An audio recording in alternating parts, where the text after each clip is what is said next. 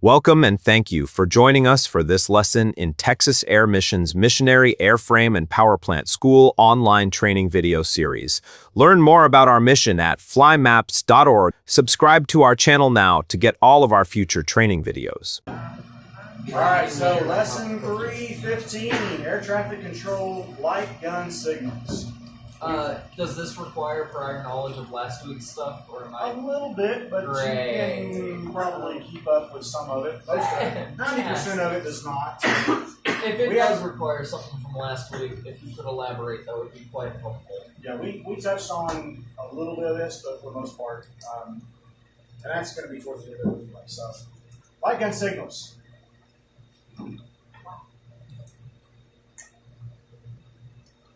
So I'm going to stop this video when he gets past demonstrating. He's using the real, he's got the tower showing him the real light guns. When he gets into the air, he's going to first show him on the ground. When he gets into the air and has him do it, I can't see him in the video. So it's a waste of time to play beyond that. But he's going to explain what he sees, and he's going to show you what it looks like from the ground, and they show up really well, so we're going to watch that part. So if I stop it in the middle, that's why. Hi guys, most of you remember light gun signals and this chart up here when you were studying for your private pilot's license and probably haven't paid much attention to them ever since. Let's go take 1 Bravo Charlie out and see what light guns look like from the tower at day, night, on the ground, and in the air, and have a little light gun refresher. I'm going to try not to covet this airplane. It's a nice airplane.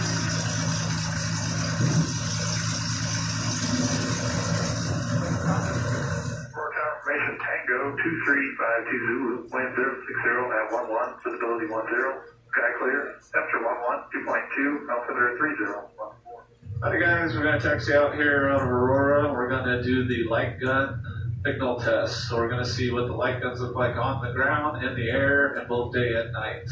It'll be a nice little refresher for those of you that haven't seen that since studying for your private pilot, or for those of you that wonder what pilots and controllers do when you lose the radios.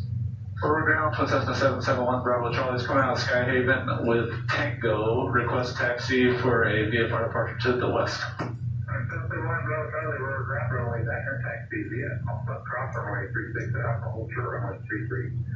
Runway 9 via Alpha, cross 36 at Alpha, and we'll hold short at 331 Bravo Charlie. Ground for 1 Bravo Charlie. Do you have time for a quick one? 1 Bravo Charlie, go ahead. Yeah, I was trying to test some light gun signals to see what they look like from the plane. Can you shoot me a flashing red, green light gun signal here while we're taxiing out? 1 Bravo Charlie, we'll go. Thank you. 1 Bravo, just let me know when you see something so you will switch. Will do. Oh, wow, look how bright that is. Flashing red. Flashing green. Flashing white. Yeah, that's a lot brighter than I thought it would be for the daytime. When I take off, can I circle the Delta 3 miles away, and then you shine that at me again in the daytime and see how it looks from the air? 1 Bravo Charlie, you can try.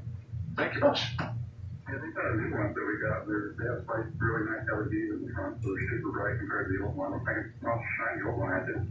Yeah, I remember having some older ones when I was in the tower. Yeah, the new one is definitely much brighter than the old one. Pretty cool. That was, man, I think you could see that from 5 miles away. I've been a pilot for 35 years, and that's the first time I've seen lights that that was cool. Yeah. But this is really good to know what to do when you lose your comms and what do you need to squawk and what do those signals mean. When it actually happens, you got an emergency, it's not a good time to try to figure that out. Yeah. I used to have a little clipboard that told me what the light signals were because you always forget. Go through what they mean real quick, and we'll throw the chart up here maybe too. So on the ground. Yeah, so we got solid green. So he had mentioned having just a clipboard like the knee board, and most people have that like printed out, laminated, for quick reference. Not only because you memorize it, and then 3 years later when you need it, or 5 years later, or 10 years later, you don't remember what you memorized all the years ago. But you're dealing with an emergency, so your brain might not be 100% on board with all the neural pathways going the right way. So having that quick reference guide is pretty handy. How do they know when to use this if your radio's out? You can't communicate.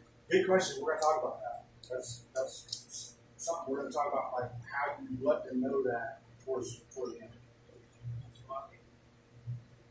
I mean, it's Yeah. Clear to land. Clear to land. Tell me what On the sparking ground? is. Steady Clear to green. take off. Okay. Take off, So right. notice flashing green. Give me. there's two different colors. Actually, there's three colors because there's white. So there's green, red, and white. Those colors can be either on steady or flashing or vice versa.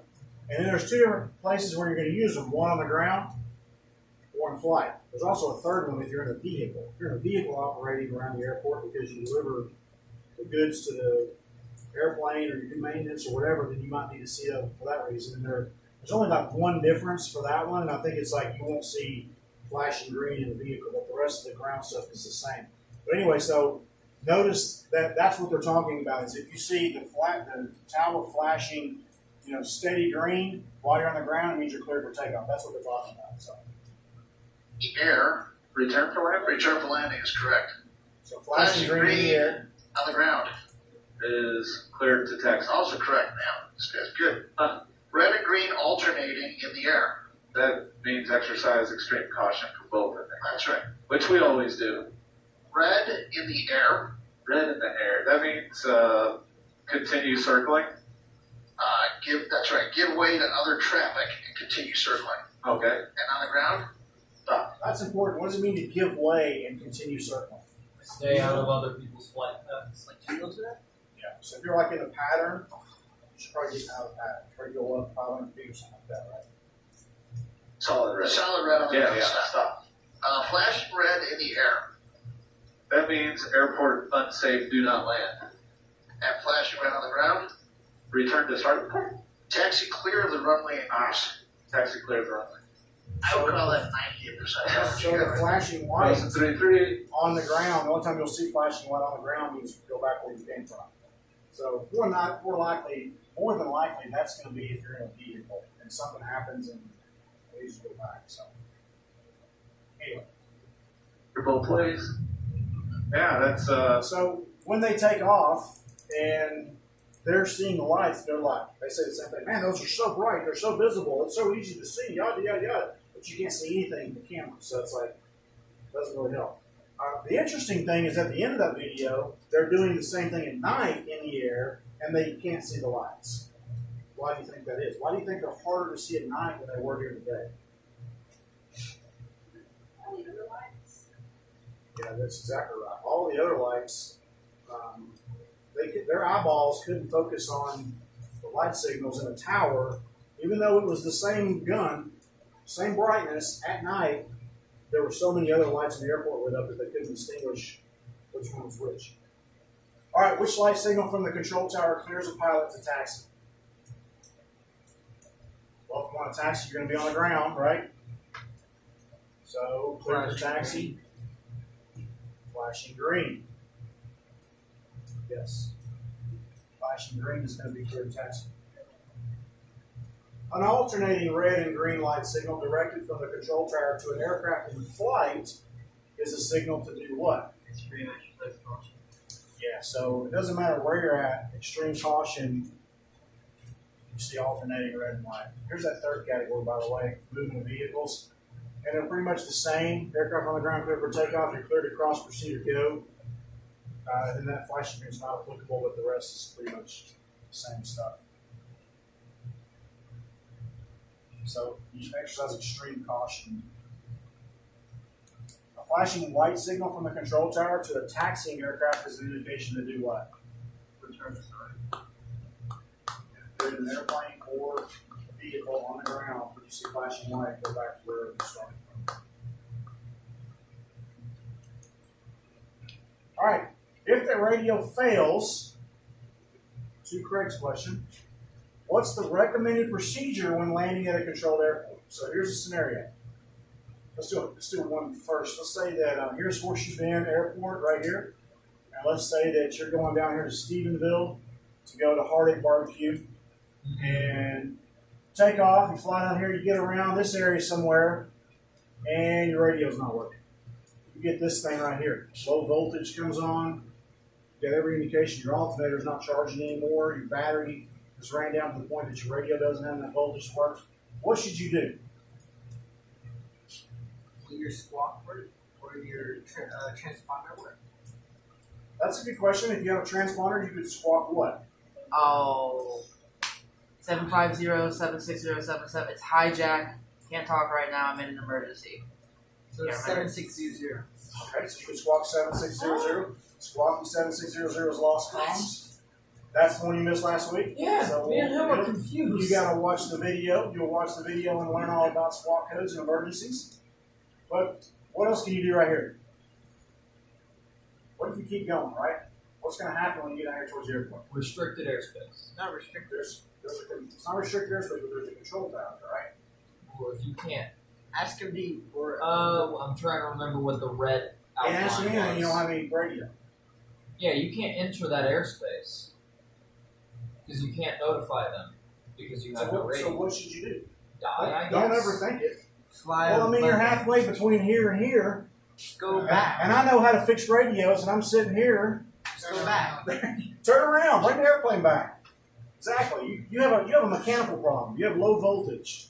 You have an alternator. You probably broke an alternator belt, or you have some kind of problem with your diode in your alternator, or your voltage regulator tanked, or something. Will You got a mechanical problem. Will your plane still be able to run with the battery? Yes, that was what I was going to say next. In some airplanes, modern airplanes, that's an emergency situation. You're fixing to lose some stuff that is going to make you not be able to navigate except by visual. If you're in an instrument condition, it is an emergency. In most situations, in the little airplanes and VFR conditions, the airplane's going to chug along just fine. Matter of fact, you can turn the power switch off, turn electric power off, you can chug all the way back to the airport. And you're going to have no problem with at all, right? So, next scenario, you leave here, you get all the way down here, you are talking to the control tower. You're fixing to land at the Stephenville Airport, you've already made radio contact with them, and then boom, low voltage comes on, all of a sudden, boom, your battery drains. What are you going to do? Well, that's Squawk 7600, 7600 is going to communicate to them in the tower that you've lost communication, so they're going to go, oh, and they're probably going to say, November, whatever, ident if you can hear us. Why would they say that? Right. In which case? In which case? If you squawk 7600, they saw it on their screen and they said, aircraft such and such, ident if you can hear us. Nope. What does it tell them if you push that ident button? But you can't talk to them. Right. So if your radio's not transmitting, but you're receiving, they want to know that. So if they tell you to ident and you hit that ident button, they know you can hear, you can't talk. And they're going to give you instructions that you can hear and not expect you to read it back or be able to read back their instructions. But they're still going to be able to say things like enter a left base. Would you like us? Ident if you'd like us to declare an emergency. Things like that. They're going to do stuff like that. If you're dealing with another emergency, ident again. What are they asking there? There's something else wrong. What else might be wrong? Well, you'd squawk 7500 in that case. Well, like you're talking about, they're getting sponsored out. Good point. What if your airplane's on fire? That's not good. If you have an electrical fire in your cockpit and it's caused you to lose your radio and you squawk 7600, what else should you do? What if you lose your transponder and your radio? On fire, you should spot 770. So you could squawk 7600 to let them know you're not able to talk to them, and then 7700 means you're dealing with another emergency. And then they're going to say ident if you're dealing with another emergency. And if you get ident again, they know something's wrong. What are they going to do in that situation? There's going to be crash trucks all around the runway waiting for you to get there. And if you don't get there, they're going to be watching you on radar, and as soon as you're off radar, they're going to be launching rescue services. So they're going to be able to communicate with you. Now, if they say ident, or if you can hear us and you don't ident, that means you can't talk or hear, so they know that. So in that case, probably not going to, they're just going to assume that you lost radio. And if you don't squawk 7700, there's not going to be crash trucks waiting for you at the runway. Does that make sense? So you're in airspace. There's a procedure here that we're going to do. There's three things that you need to do. First, you need to observe the traffic flow. Notice that I didn't say leave the airspace. You are not expected to leave the airspace because you lost radio contact with the tower once you've already established it and you're in radio contact with it. You're going to observe the traffic flow. What does that mean?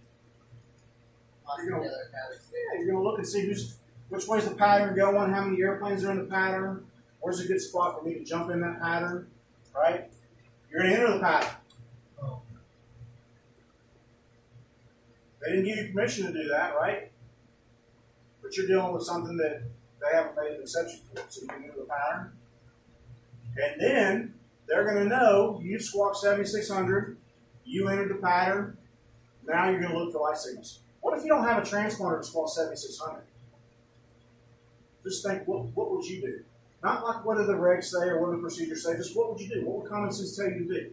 You're in a pattern, you can't talk to the tower, you've observed traffic, and you dropped in a nice little opening between some airplanes. What are you going to do? You don't see any light signals. You're going to proceed to land. What could you do to communicate to the tower? I don't hear you. I don't have a radio. I don't have a transponder. Flash your lights. Wag your wings. You can do all kinds of stuff to make yourself look different than the other planes. That's what you want to do. Look different than the So other what planes. if you're out of I wouldn't do that. You're talking about your throttle stuff? No, your lights. Oh, yeah, what lights. if your I transponder? wouldn't do anything erratic with the airplane, but yeah, lights, flashing the landing lights, things like that. Some airplanes have wig-wag lights. So if you're just sitting there going click, click, click, click, click, click, you look like every other airplane that has wig-wags. Wig-wags do like this, blink, blink, blink, blink. So you're going to look like them. So do something like you said, erratic What pattern. if you lose your transponder and your? Same thing. You're just going to proceed, you observe traffic flow, enter the pattern, and you're going to start looking for light signals. What is the transponder code you use if the radio fails? We already talked about it. 7600. Hijack, I can't talk, I'm dealing with an emergency. 7500 is you got hijack. 7600 is you lost comms. 7700 is you're dealing with radio. You're dealing with emergency. So hijack, can't talk, dealing with emergency. Who remembers the other one? What was the, you get an F-16 escort because you're flying over Trump while he's playing golf. 78. No, it doesn't go past me. It's 777, and it's you're flying over restricted. That's it. Fine. Sorry. The military escort. Yeah. 7777 It's restricted airspace, right? That means that you're getting the military airspace. And that's probably because you overflew restricted airspace. There's other reasons, but that's Yeah, the probably internet did not tell me that. It'd be kind of cool to have an You need to memorize 756 and 7. 756, 776 and 77. Right. What's that? It'd be, I mean, I don't know if you want it to happen, but it'd be cool to get this escort. Because you just look out at your. I don't know. That would not be cool. No, you're just look out the I side. think in the moment you're going to be worried about getting shot out of the sky and dying, so it would not be very cool. By the way, this is the ident button. When we were saying ident, if you can hear us, when the tower says ident, if you can hear us, you're going to push that button. And that's going to make their screen change, and you're going to pop up different. So you can actually watch YouTube videos of ATC radar screens, and you can see what they look like. That might help you too if you visualize that. You can see if there's examples of them dealing with an emergency. There's one where an airplane was struck by lightning. 3 airplanes in a row were struck by lightning. Actually, they were all on approach. Boom, got 1. Boom, got 2. Boom, got 3. And one of the ones lost electrical and everything. But that one, they declared an emergency for it, and you can see the radar screen, what it looks like when they declare an emergency and all that. Yes. Is there a way to detect if that button is pushed, like for you on the transponder? Would it say? Some will have a little thing that'll pop up with ident and they'll flash as it's transmitting that. So some don't. So, but if you push ident and they don't respond if they see it, they're gonna let you know that. Does it Did stay you push on? ident? We're not seeing it. So Does it stay on until you push it again, or does it have a? No, it's just going to flash a certain number of times on the screen. Then it's going to go off, and then they'll ask you to do it again or something like that. So, questions or comments about ATC light signals? It does get temporary lead links, and it does turn off lights. Right. That's why if they ask you to do it again to see if you're dealing with an emergency, for example. So you don't have a transponder radio. I'm doing my own research on the side, so I at least know what y'all are talking about. There you go. Well, help you does some skepticism. I like it. But y'all were saying 7,500, 7,600, and 7,700 without explaining any of them. I'm like, what are these numbers? You need to pick a different day to rest than Monday. So. Yeah. All right, lesson That was a 316. day of work, actually. Emergency locator transmitters. Yeah, I'm just teasing. That was probably the ELTs. hardest day of work I've ever done. Everybody understand light signals? You got subject matter experts on radar control tower light signals? Yeah, that one. We can go flat planes. We got This is an ELT. This is an emergency locator transmitter. This is what sends out a signal. When does this send out a signal? When you tell it to. That's one way, when you crash. The other way is when you flip that button right there. It has on, off, and arm. So if it's in the armed position, this one doesn't have batteries in, by the way, so it's not going to transmit. If it's in the armed position, it has a crash sensor in it. And if you took this thing and smacked it, it should start transmitting. If you turn it to the on position, It's just transmit. it's going to also transmit. when it transmits, does it like where does it send?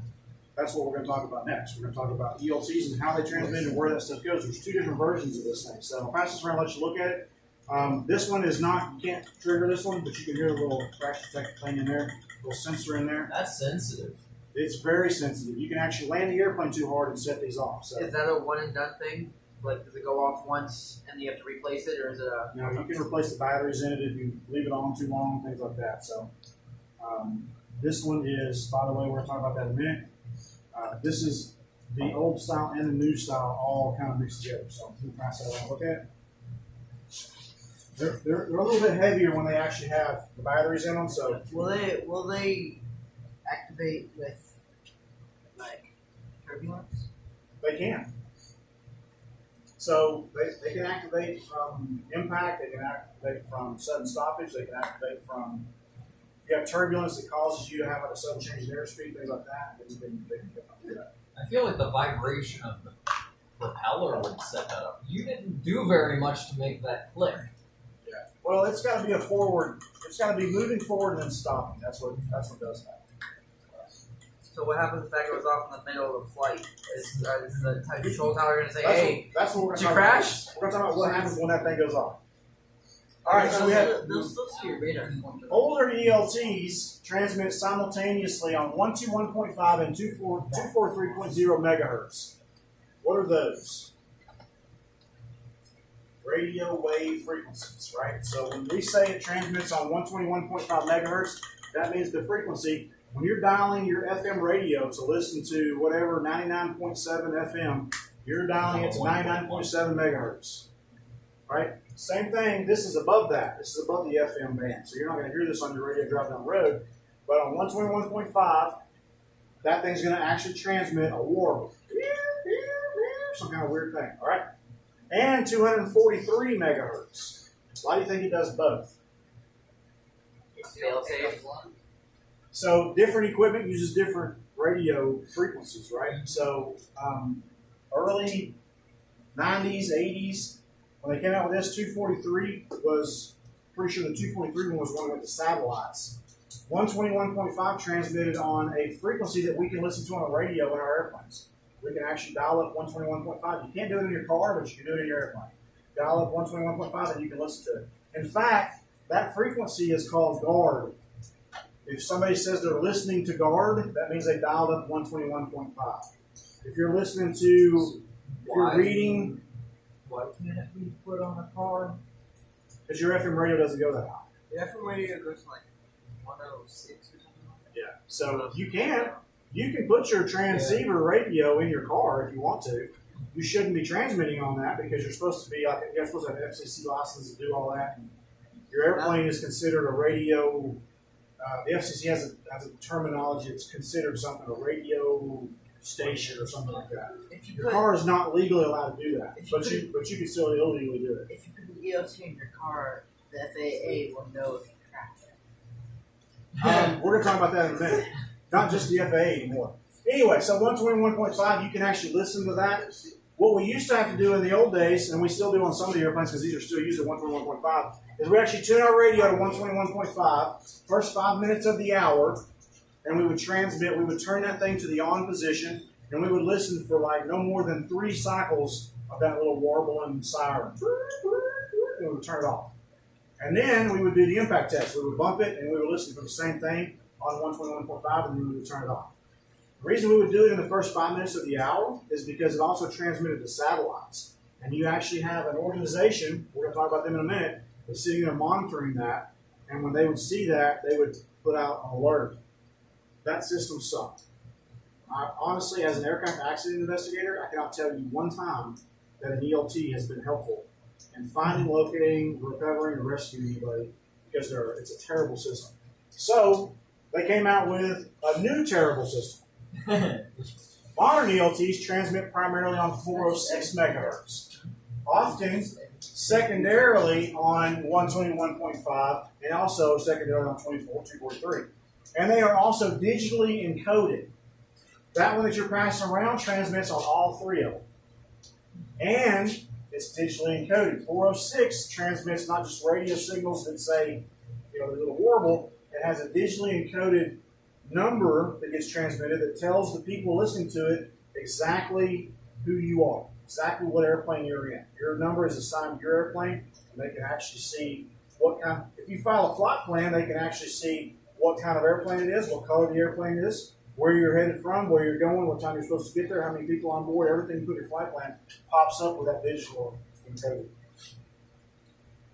On a side note, as an accident investigator, most of the time when we are able to, what happens when an airplane goes missing and it's had an accident is they issue what's called an ALNOT, which is an alert notice. An alert notice means all these people are going to start looking for you. All the people in the black helicopters and the police departments and the Coast Guard and the Air Force and the FAA and all of them are going to start looking for you if they issue an ALNOT. Then they're going to start trying to figure out ways to find you. The number one way should be that little orange box right there. Like I say, never one time I've actually seen it that work. They either don't go off because they didn't get tested like they were supposed to by the mechanic, and they don't work. The pilot didn't replace the batteries every 2 years and all that stuff like they're supposed to. Or the thing failed. It just didn't work. And I can't tell you how many of them I've seen just fail. 9 times out of 10, what they find people nowadays with is this right here, or that right there. You got a smartwatch on, you got a smartphone, they can actually ping that and find you based on that. One time have we had an accident I know of where the pilot actually survived the accident. He got out and he turned the ELT on to the on position and transmitted. There's actually been stories too. This is not monitored anymore. I don't know if I put it in here, but If you shake it when it's in off position, will it still transmit? no. If it's off, it's not. You're going to stop the transmission. If it is transmission, you turn it off, it's going to stop. Or like if I put it in the arm and shake it? Yes, that's what the arm position is. The arm position is like, I'm sitting here off, but I'm ready to be activated as soon as something tells me I need to be activated. So, Can you get in Hospice trouble if are there's a false, like, you're not going to get in trouble. You're going to annoy a lot of people, and you're going to, the Civil Air Patrol have the little tools to go find where these things are going off, and they're probably going to spend 24 hours out with their little radar thing trying to read your FM signal, and they're going and to you're track it already down. gone? And your airplane's parked in the hangar, and they're standing there at your hangar door with their alarm going off. Going, yep, it's this moron right here.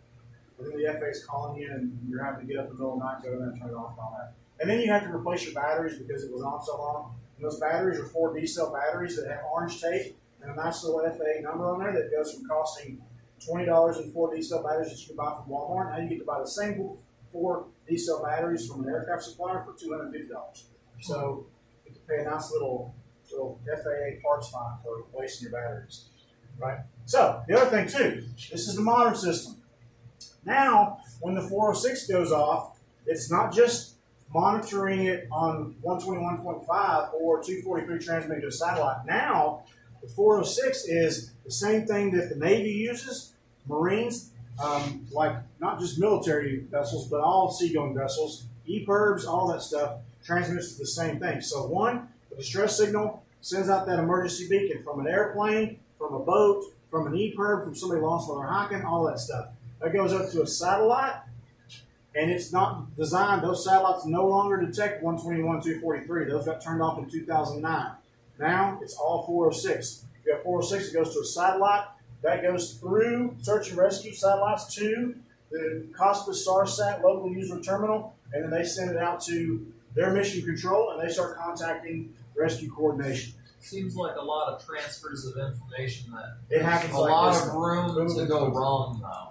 Yep. Well, If one of those it's usually transfers- wrong here. Usually this is where it goes wrong. It doesn't get beyond that. Once it gets to here, black helicopters are having their engines running within 60 seconds. So it's quick. So Like black helicopters, you just mean like rescue helicopters? yeah. I'm saying like the The military, boys are like coming. the Apache. Coast Guard. It's not necessarily the color black, but they're these guys are coming to get you. Somebody's getting launched. Right? That's the problem. I'm going to show you a video from Cospas SARSAT saying, hey, you guys are making mistakes. And the reason is because people are using the method to test these ELTs. They're using that to test these ELTs. These operate differently. So when you test this one the same way test this one the same way we used to test that one, you get to listen to this guy right here tell you how wrong you are. Yeah.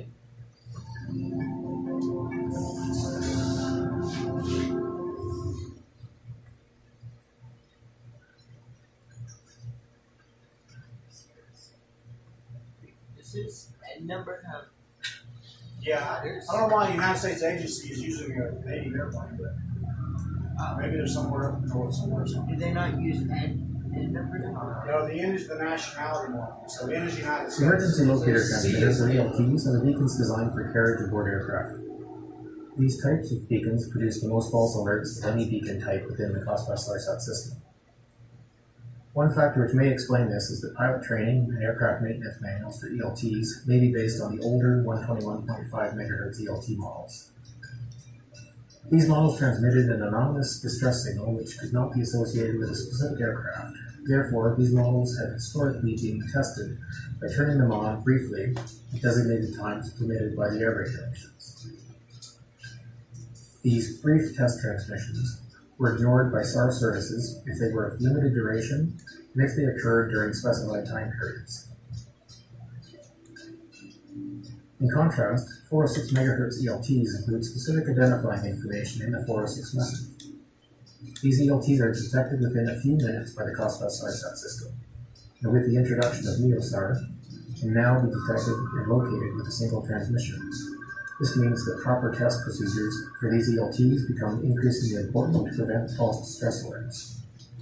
Consequently, live tests such as turning on a beacon in non-distress situations are no longer permitted in many countries. Fortunately, most 406 MHz ELTs are provided with a specific self-test feature which verifies the health of the beacon and is designed to prevent false alerts. It is important to understand what this recommended self-test feature does to ensure compliance with local air regulations.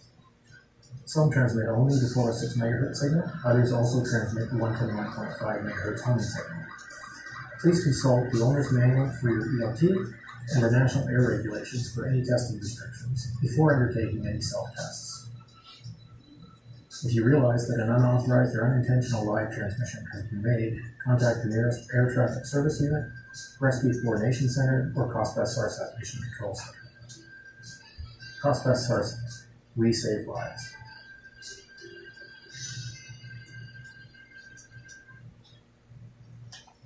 All right, so just pointing out, if you turn the 406 transmitters on, even if you just turn it on for a second, turn it back off, that's all it takes to send that to that satellite and start that whole ball rolling for that emergency response. They did say they ignore it if it's not a certain amount. They said they used to ignore it, but it was under the old system because the regulations said you could transmit it in a short burst in the first 5 minutes of every hour, and they would ignore it when they saw the satellite come from the 243.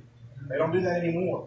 Now, it does not tell them how long it transmitted. It does not say this thing only came on and then turned off. It only says, we got a signal.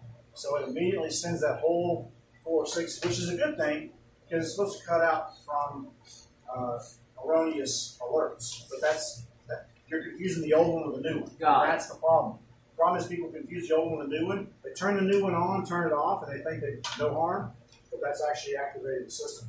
So now the modern systems, the modern ELTs, actually have test mode built in that you can test it with. And if it doesn't have something like a button in the cockpit that says test, then you have to get your ELT owner manual, or you need to really probably get the mechanic that knows that system and has the paperwork for it to do the test for you. And it has to be done in accordance with the regulations. We'll learn about those in a minute. Would you be that mechanic?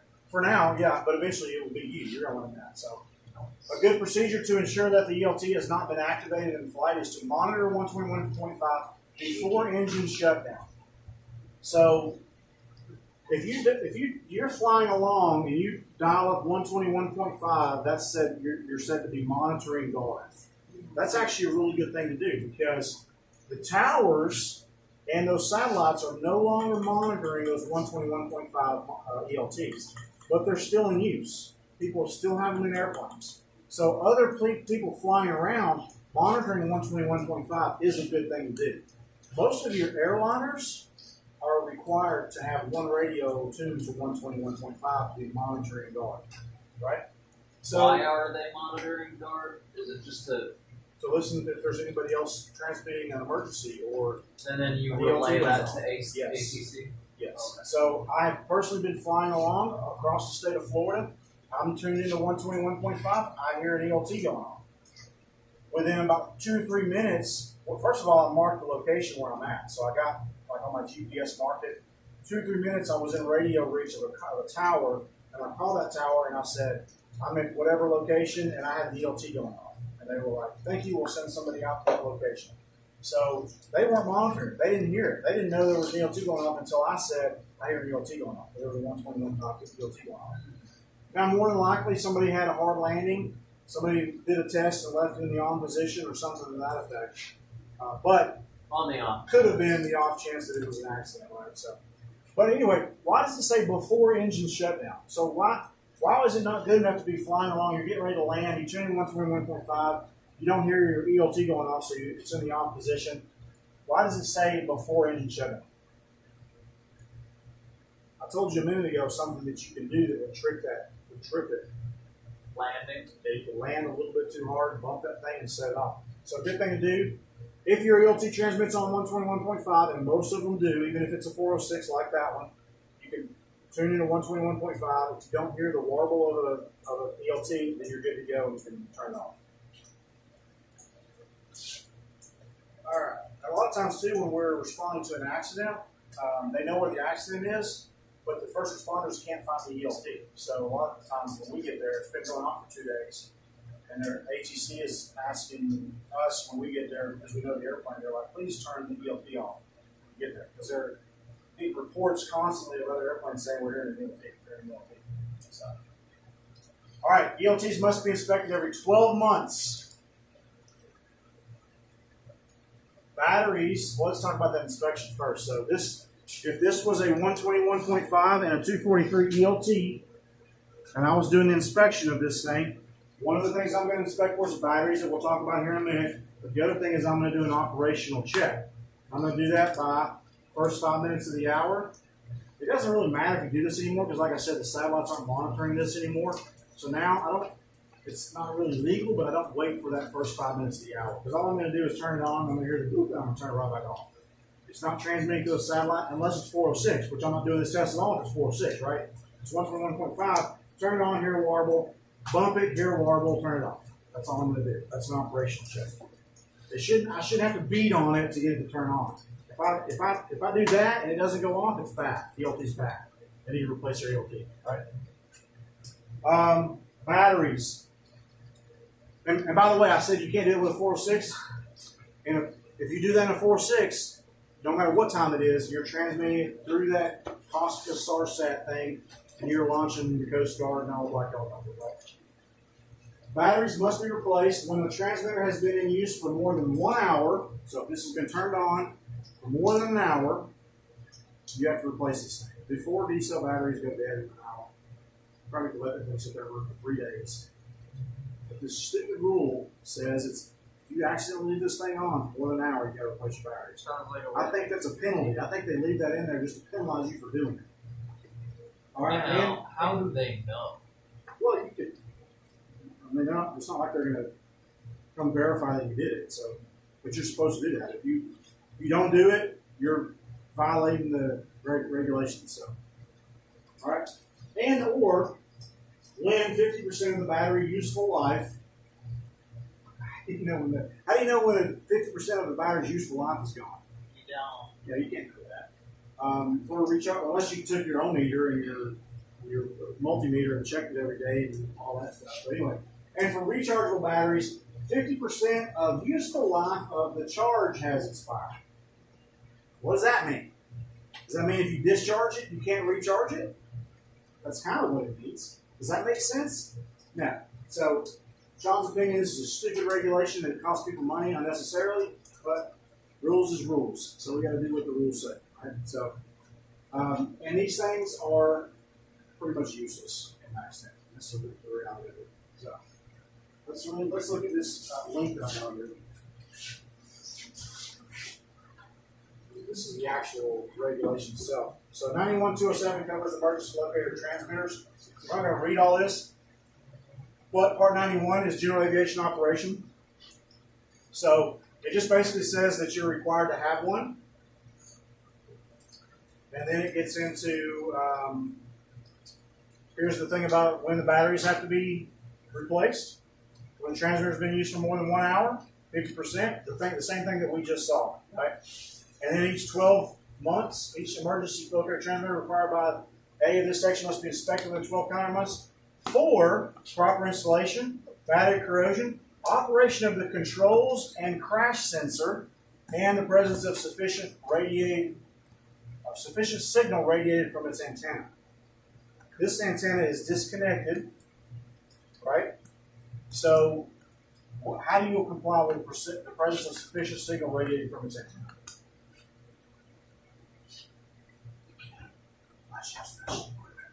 Work for the manufacturer of this thing, so we don't ever do that. How do you do the operation of the controls and the crash sensor in this ELT? You can't do that either. So we cannot comply with federal regulation with a 406 ELT transmitter. That's why I wanted to pull this up and show you this.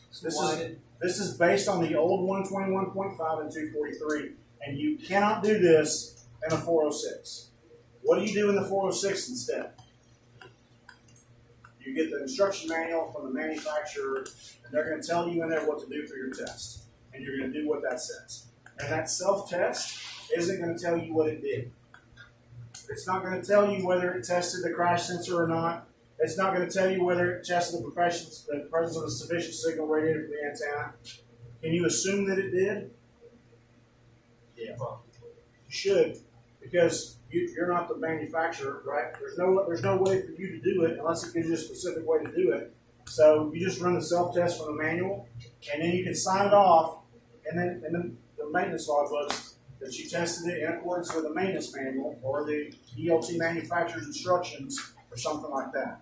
I used to say that I completed it in compliance with 91.207, but I don't say that anymore because I don't know whether that's truthful or not. I don't know whether that's actually happening. So that's all I wanted to show you that slide. All right. Questions or comments about ELTs?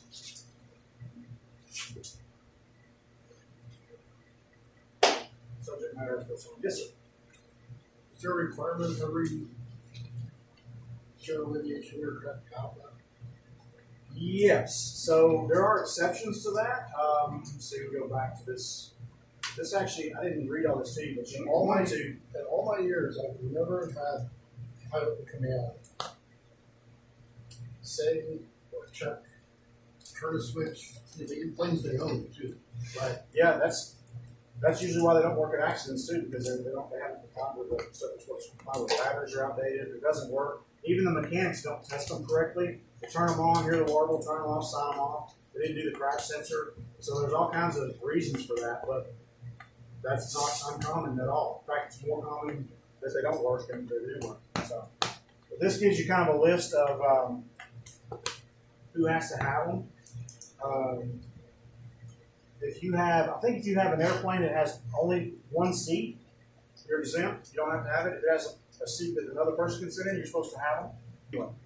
And then it's got this little exception right here too, which we use quite a bit. If you go out to fly your airplane and your ELT is not working, or we do your annual inspection and your ELT inspection is due, and we check it, and we go, oh, look, by the way, this one does not have, this is missing something that is also required by regulation.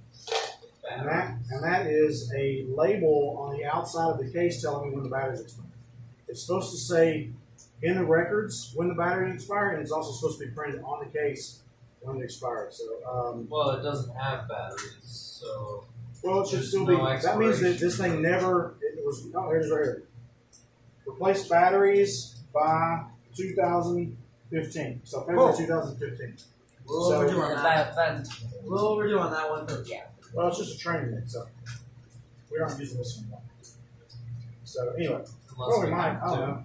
We might use it for one of our places. If you put batteries in that, would it still work? I don't know. I'd have to go get the manual and do the test that it required and all that, but I would theoretically assume so. Or maybe not. Maybe that's why it's trained in. So maybe it quit working. It'd be good to I don't know. test for I slept since 2015, so I don't remember why I have this thing. But anyway, but this says, so let's say we do that and it fails the test. Can we go flying? No. Yeah, we can. An aircraft during any period for which the transmitter has been temporarily removed for inspection, repair, modification, or replacement, subject to the following. We're not going to read on that. But yeah, we can take it out. Oh, you've got 90 days. Temporarily fly it until we get that thing fixed. So yes, we can still go fly. And you can fly 3 months. And we've actually had that happen. We've been flying missions before during an ELT test. ELT fails. And what do? You continue the mission. We continue the mission. Exactly. Any other Mission questions? failed. Get them next time. Thank you for watching this lesson from MAPS, the Missionary Airframe and Powerplant School, a ministry of Texas Air Missions. If you found this training helpful, please subscribe, like, and share to help support the mission. To learn more about our ministry, visit flymaps.org. We look forward to having you join us for the next lesson in this series.